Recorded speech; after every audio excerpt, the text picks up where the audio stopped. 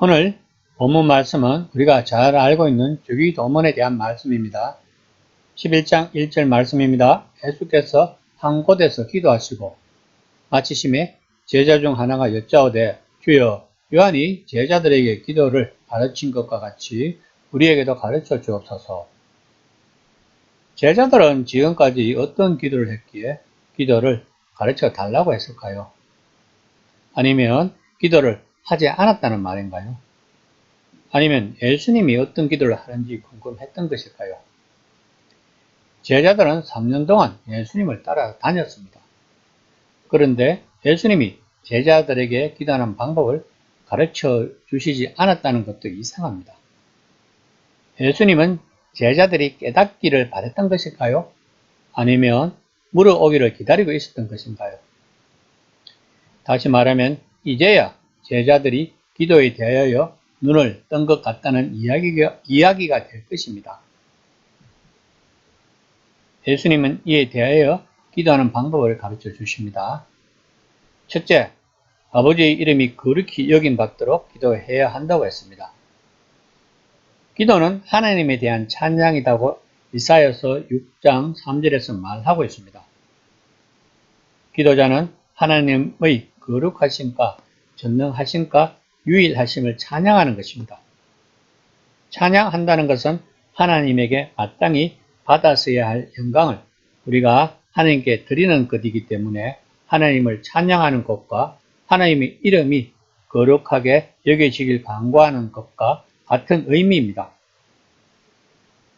그러므로 기도할 때 이사야가 두렵고 떨림으로 하나님의 존전에 말한 것과 같이 자애로우면서도 크고 두려운 전능자 앞에 나가 그의 이름을 높이고 찬양해야 한다고 이사야서 8장 13절에서 말하고 있습니다.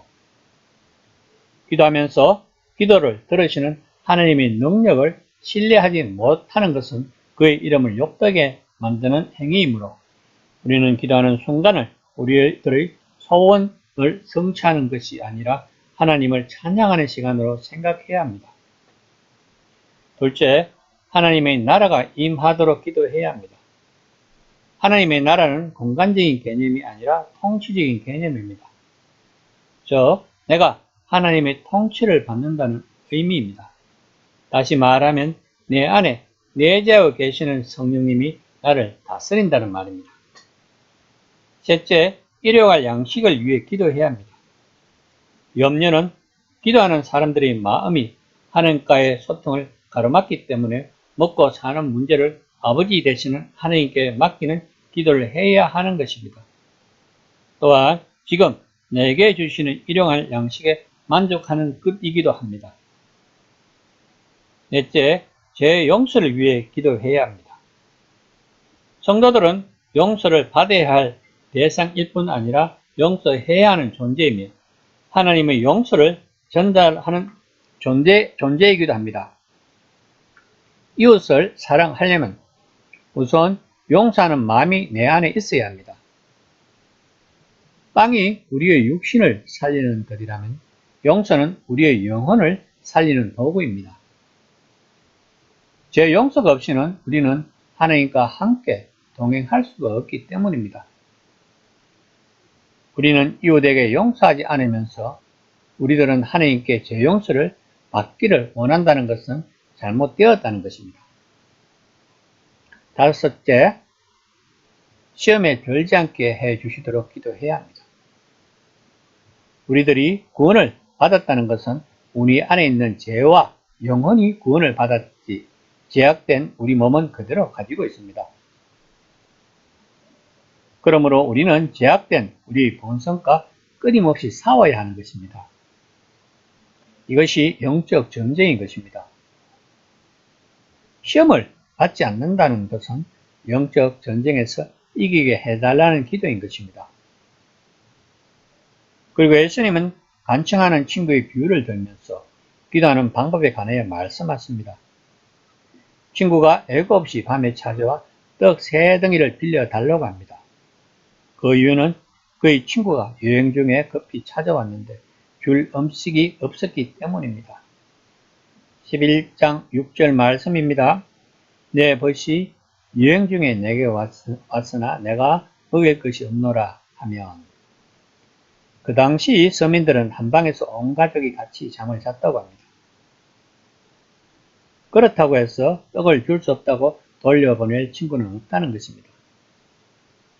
11장 7절 말씀입니다. 그가 안에서 대답하여 이르되 나를 괴롭게 하지 말라. 문이 이미 닫혔고 아이들이 나와 함께 침실에 누웠으니 일어나 내게 줄 수가 없노라 하겠느냐. 그 당시 문화는 친구는 한대하는 의무가 있는 관계로 알고 있었습니다. 예수님은 이 비유를 통해 하나님께 적극적으로 간청을 할 것을 가르치십니다. 친구도 밤늦게 찾아와 간청을 하면 들어주는데 하물며 우리가 아버지라 부르는 하나님은 한밤중이라도 간청하면 무엇이든 들어주신다는 것입니다. 여기서 우리는 하나님의 사랑을 느껴야지 우리의 유익을 위하여 고집을 부리는 기도를 기도로 생각해서는 곤란합니다. 기도는 분명히 하나님을 찬양하고 하나님의 나라를 위하여 하는 것이라고 앞 단락에서 예수님이 말씀하셨습니다. 그 연장선에서 본절의 말씀을 이해해야 합니다. 그리고 예수님은 9절에서 13절까지 기도에 응답하시는 하나님과 좋은 것을 주시는 하나님의 성품을 소개하십니다. 9절에서는 하나님의 자녀는 구하고 찾고 문을 두드려야 한다고 말씀하고 있습니다. 그러면 하나님은 주시고 찾게 하시고 열어주실 것입니다. 또한 예수님은 기도에 응답하시는 하나님의 성품을 가정의 일상을 통해 설명했습니다. 아버지라면 아들이 생선을 달라는데 생선과 닮은 뱀을 줄 리 없습니다. 우리는 우리들이 자녀들에게 대하는 것을 생각해보면 하나님이 우리들에게 어떻게 대하시는지 알 수 있습니다. 우리들은 우리들이 배고파도 우리 자식들이 먹는 모습만 봐도 배가 부릅니다. 바로 하나님도 그런 심정으로 우리들에게 사랑을 나누어 주시는 분이시다는 것을 예수님은 이야기하고 계십니다. 11절 13절 말씀입니다. 너희가 갈지라도 좋은 것을 자식에게 줄 줄 알거든 하물며 너희 하늘 아버지께서 구하는 자에게 성령을 주시지 않겠느냐 하시니라. 누가는 본절 말씀에서 하나님은 구하는 자에게 성령을 주신다고 이야기하고 있습니다. 이것이 바로 우리가 기도해야 하는 목적인 것입니다. 기도는 성령을 위하여 해야 하는 것입니다. 우리 안에 내재하고 계시는 성령의 충만을 인하여 우리는 날마다 치르는 영적 전쟁에서 승리를 할 수 있습니다. 우리가 영적 전쟁에서 승리하면 우리는 성령님의 지배를 받을 수가 있는 것입니다. 그러면 우리는 그 성령의 힘으로 하나님 사랑과 이웃 사랑을 할 수 있습니다. 다시 말하면 하나님 나라를 건설할 수 있다는 것입니다. 성경은 분명히 말하고 있습니다. 기도는 우리의 생사화복을 위하여 하는 것이 아니라 하나님을 찬양하는 것이라. 그 결과로 우리는 성령 충만을 받는다는 것입니다. 우리는 이 성령을 받기 위하여 한밤중에 친구 집에 찾아가서 떡을 빌려올 수 있는 간절함과 막무가내 몰염치, 무례함이 덜 정도로 기도를 해야 하는 것입니다. 한번 생각해 보세요. 우리가 성령님을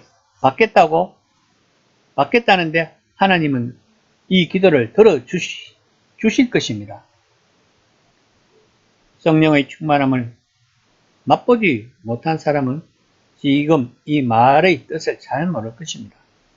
그러나 하나님과의 인격적인 만남을 해본 사람들은 이 성령의 충만함이 어떤 것인 줄 압니다. 성령의 충만함이 주는 기쁨은 말로 표현할 수 없을 정도로 좋은 것입니다. 바로 이런 기분이 천국의 기분일 것입니다. 다시 말하면 우리는 현재 살아서 이 세상에서 천국의 기쁨을 맛보는 삶을 살아야 하는 것입니다. 사람들은 잘못 생각을 하고 있습니다. 이 세상은 대강 살고 죽어서 천당에 가면 멋지게 살 수 있다고 생각을 합니다. 그러나 우리는 알아야 합니다. 하나님 나라는 이 땅에 이미 예수님을 통하여 왔다는 것을 알아야 합니다. 그러므로 이 땅에서 천국의 맛을 느껴보지 못하고 어떻게 죽어서 천국을 알 수 있을까요? 이 시간에 묵상해 봅시다. 지금 나의 내면의 세계는 천국 같은가? 만약에 죽어서 현재의 나의 내면의 세계, 정신세계가 계속된다면 나는 좋은가 아니면 끔찍한가? 무엇이든 우리들이 구할 것은 성령 충만인 것이라는 것을 명심해야 합니다.